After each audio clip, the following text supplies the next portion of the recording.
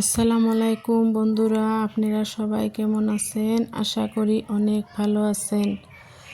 আজকে এমএস কুকিংয়ে আরও একটা রেসিপি নিয়ে আসলাম। দেখেন, বুট ভাজা করব। ছোলা বুট কিভাবে ভাজা করি সেইটাই দেখবেন। প্রথমে বুট ভিজিয়ে দিছিলাম, দেখেন সারা রাত্রে ভিজে সকালে ডাবল হয়ে গেছে। এবার সিদ্ধ করে নিচ্ছি। এইবারে সোমবার দিব। দেখেন, কাঁচা লঙ্কা কুচি, পেঁয়াজ কুচি দিয়ে তেলে ভালোভাবে ভেজে নিলাম। তারপরে পরিমাণ মতো জিরাও দিয়ে দিলাম। এবার স্বাদ মতো লবণ দিয়ে দিলাম।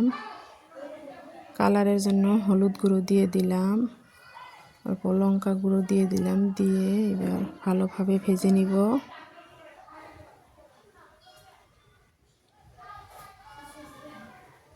সম্বারটা আমার হয়ে গেছে। এবার পুর ঢেলে দিলাম। ভালোভাবে এবার পুরটা ভেজে নিব।